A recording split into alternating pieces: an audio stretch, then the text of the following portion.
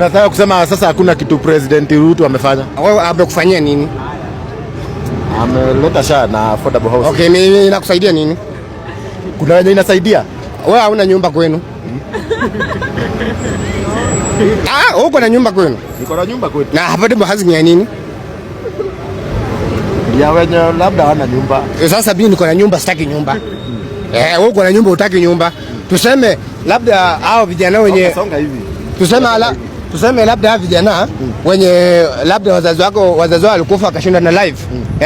Jenga hizo nyumba, hata si lazima ujenge gorofa, jenga nyumba za mabati. Vijana wako wanalala hapo. Tungekushukuru.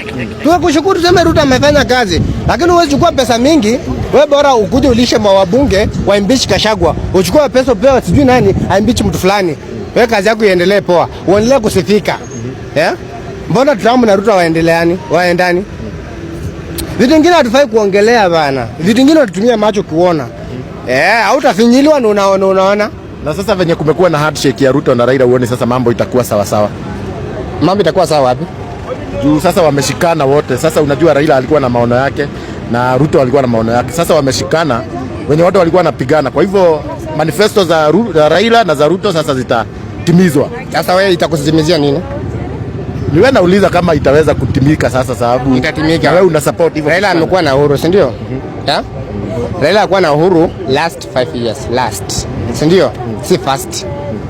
Sasa Raila angekuwa na Ruto last 5 years, kuna kitu ingefanyika. Lakini first 5 years, hiyo ni mfuko inatembea buda. Hakuna kitu kingine itafanyika hapo.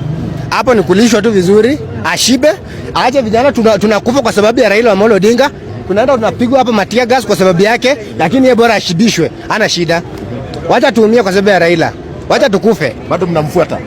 Sasa siwezi kufuata Raila. Sasa siwezi kufuata Raila. Sasa kufuata Raila Amolo Odinga.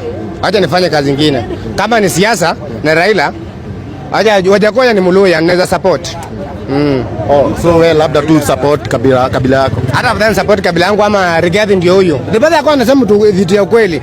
Shida Ruto kumwambia ukweli. Kwa sasa mimi sina do, si ndio?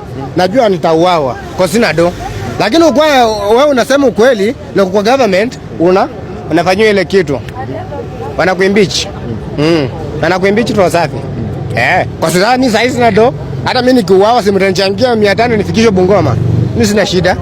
Sasa hiyo sasa unafanya kazi gani? Mimi na hustle buda. Hustle gani? Mimi nachapa mjei. Mjei unalipwa 650. Acha nikuambie. 650 toa 50 bob ya chai. Lunch toa nabakisha pesa ngapi? Kidogo sana. Ngoja, inabakisha pesa ngapi? Punch. Unafaa hiyo pesa ndio ilishe bibi, usave pesa ya rent hapo ndani na usomeshe na mtoto. Na kwa wiki unaweza mara 2 na ukae miezi ngapi? 3. Utafanya nini? Kama ni wewe sasa, nataka ukue wewe ni mimi, ungefanya? Lakini wewe uko sure unafanya mjei. Watu Roysambu, wewe unaishi Roysambu unafanya mjengo na tunajua Roysambu ni ya mabazu. Roysambu ni ya mabazu si kwa wote. Mimi siishi hapa. Mimi naishi huko chini buda.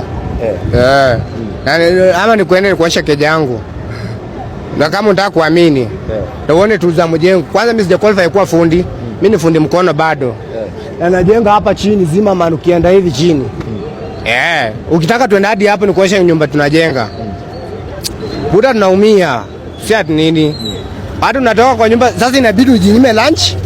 Ukunywe chai ujinyime lunch, at least usave pesa ulishe bibi. Na ulishe watoto.